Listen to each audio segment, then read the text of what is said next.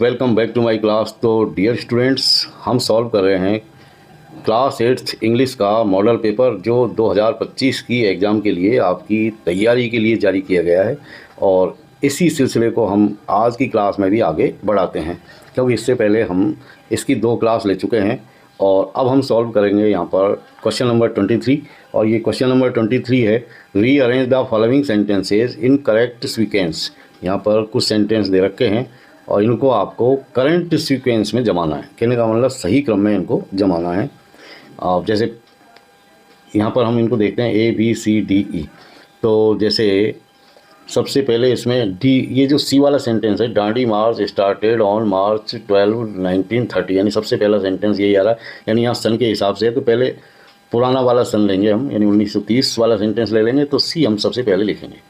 उसके बाद में 30 के बाद में आता है 42, तो ये ए वाला सेंटेंस ले लेंगे।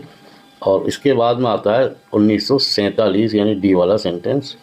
और इसके बाद में आया आपका डी के बाद में आप यहाँ पर ई ले लीजिए, क्योंकि 47 जब देश आज़ाद हुआ था तो उसके बाद में ही prime minister of India Jawaharlal Nehru को बनाया गया। तो ये ई वाला सेंटेंस हम यहाँ पर ले लेंगे। और उसके बाद में बी वाला sentence, the constitution of India came into effect in 1950। तो ये इस तरह आपका ये सीक्वेंस जम गया, यानी ये पूरा पैराग्राफ यहाँ पर तैयार है। अब इसी क्रम में आप इनको पढ़ लीजिए और इसी क्रम में आप इनको यहाँ आंसर में लिख लीजिए। तो सबसे पहले सी वाला सेंटेंस, यानी डांडी मार्च स्टार्टेड ऑन मार्च 12, 1930। फिर ए वाला, quit India movement started in 1942। और उसके बाद में डी वाला sentence, India got independence in 1947। और उसके बाद में E, Jawaharlal Nehru became the first prime minister of India. और उसके बाद में बी वाला, the constitution of India came into effect in 1950। अब देखिए नेक्स्ट क्वेश्चन क्या कह रहा है यहाँ पर है। अब ये आपका पार्ट 4 और ये ऐसे टाइप यहाँ पर क्वेश्चंस हैं। और ये जो क्वेश्चन नंबर 24 है, ये एक लेटर है, तो इसको पढ़िए आप। Question number 24, you are Arijit Divya studying in Alwar, write a letter to your mother telling her about your studies. मान लीजिए कि आपका नाम अरिजीत है या दिव्या है और आप अलवर में जो है पढ़ते हैं। आपको एक पत्र लिखना है अपनी माँ को, telling her about your studies, अपनी पढ़ाई के बारे में उनको बताते हुए। आगे लिखा हुआ है, you may use the following clues. आप इन पॉइंट्स का इस्तेमाल अपने पत्र की बॉडी में कर सकते हैं। जैसे how are your studies going on, कि भाई आपकी पढ़ाई कैसे चल रही है। Second, what are the facilities in school, school के अंदर क्या क्या फैसिलिटीज़ हैं। What are you doing to improve your studies, और अपनी पढ़ाई को ज़्यादा उन्नत बनाने के लिए आप क्या कर रहे हैं। तो जब हम पत्र को लिखते हैं तो सबसे पहले जो भाग आता है वो होता है सेल्फ एड्रेस का, यानी सबसे पहले आपको लिखना है सेल्फ एड्रेस। सेल्फ एड्रेस का मतलब होता है स्वयं का पता, यानी जहाँ आप रहते हैं। अब ये जहाँ रहते हैं उससे इनको कोई मतलब नहीं है। बात यह है कि प्रश्न के अंदर, यानी क्वेश्चन के अंदर जो आपका एड्रेस दे रखा है वही आपको लिखना है। यदि कुछ भी नहीं दे रखा तो आप लिखेंगे एग्जामिनेशन हॉल। अब यहाँ पर आ रहा है अलवर, तो आप अलवर का कोई एड्रेस यहाँ पर लिख सकते हैं। जैसे आपने लिख दिया गांधी हॉस्टल या गांधी स्कूल अलवर, तो आपने यहाँ पर लिख दिया गांधी स्कूल अलवर, यानी महात्मा गांधी स्कूल अलवर, महात्मा गांधी स्कूल अलवर। और इसके बाद में आप लिखेंगे तारीख, यानी डेट आपको लिखनी है। और डेट, जैसे आज की क्या डेट है, आज की डेट क्या है वो आप लिख दें। वैसे एग्ज़ाम में जिस दिन आप परीक्षा दे रहे हैं उसी दिन की डेट यहाँ पर आपको लिखनी है। अब जैसे आपने यहाँ पर लिख दिया 26 फरवरी 2025। अब यहाँ पर माई, यानी जिसको भी हम संबोधन दे रहे हैं, सैल्यूटेशन दे रहे हैं, तो आप पत्र किसको लिख रहे हैं, आप लिख रहे हैं माँ को। तो यहाँ पर लिखेंगे my dear mother, my dear mother, my dear mother.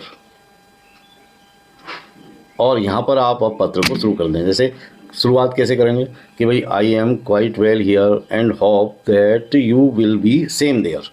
अब जो आपको यहाँ पर पॉइंट्स दे रखे थे उनका आप जवाब दे दें कि भाई सबसे पहले ये पूछा जा रहा था कि भाई तुम्हारी पढ़ाई कैसी चल रही है, तो उसका आंसर लिख दो आप यहाँ पर, यानी मेरी पढ़ाई बहुत अच्छी चल रही है।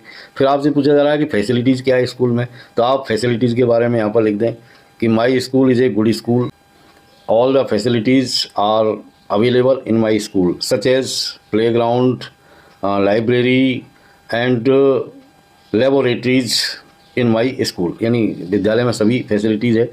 The rooms are fully furnished and airy, यानी कि भाई विद्यालय के जो कमरे हैं वो बहुत ही अच्छे हैं और हवादार है।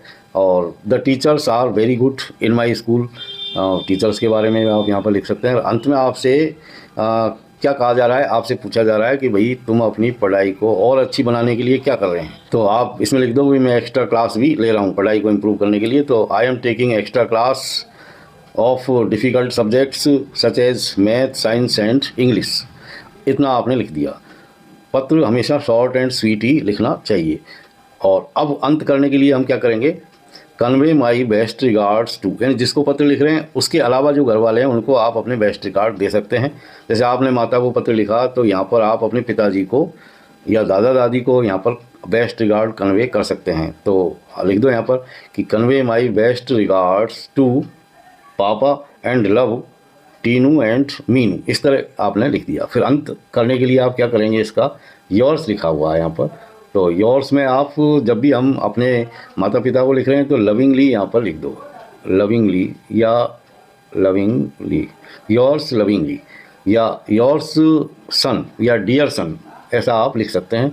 और फिर अंत में आप यहाँ पर अपना नाम, जैसे दिव्या वगैरह जो भी आया था आपके, और यहाँ पर अंत में आप अपना नाम यहाँ पर लिख देंगे। अब देखिए नेक्स्ट क्वेश्चन। अब ये आगे देखते हैं। तो यहाँ और यानी अथवा में ये एक एप्लीकेशन है। जैसे imagine you are Abhijeet Pranvi studying in government upper primary school Jodhpur. मान लीजिए कि आपका नाम अभिजीत है या प्राणवी है और आप government upper primary school Jodhpur में पढ़ते हैं। Your father has been transferred to Bikaner. आपके पिताजी का तबादला बीकानेर हो गया है। Write an application to your headmaster. अपने हेडमास्टर को एक एप्लीकेशन लिखिए requesting him to issue you a transfer certificate, और उन्हें निवेदन करिए कि वो आपको टीसी प्रदान कर दें। तो इसके लिए हम क्या करते हैं, इसके लिए हम यहाँ पर जो है एप्लीकेशन यहाँ पर लिखेंगे to the headmaster, to the headmaster, headmaster, और फिर विद्यालय का नाम लिख देंगे। विद्यालय का नाम क्या है, government upper primary school Jodhpur, ये हम यहाँ पर लिख देंगे। उसके बाद में तारीख डाल देंगे। तारीख जैसे जिस दिन आप परीक्षा दे रहे हैं उस दिन की आप डाल दीजिए। यहाँ पर मैं एक इमेजनरी तारीख यहाँ पर डाल देता हूँ। उसके बाद में आप लिखेंगे सब्जेक्ट। सब्जेक्ट क्या है, सब्जेक्ट यहाँ पर यानी जिस विषय पे आप लिख रहे हैं वही आपका सब्जेक्ट है। तो एन एप्लीकेशन फॉर टीसी, तो यहाँ पर ये आप लिख देंगे सब्जेक्ट में एन एप्लीकेशन फॉर टीसी, यानी टीसी के लिए आवेदन पत्र। और आगे इसको शुरू कर दो। रेस्पेक्टेड सर और मैडम,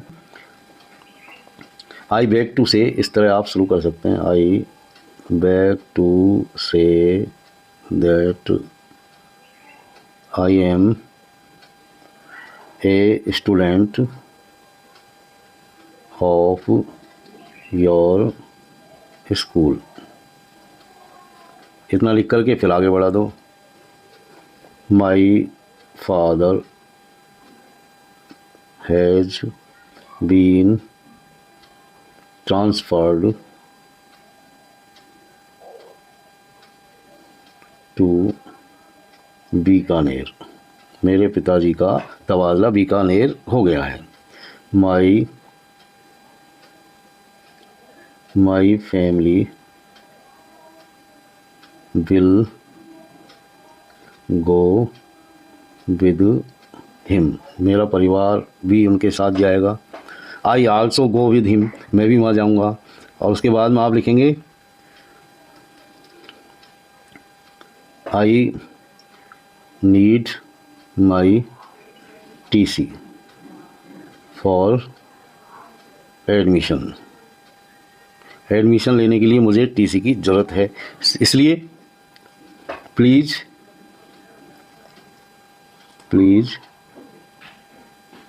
इशू मी माई टीसी या ट्रांसफ़र सर्टिफिकेट।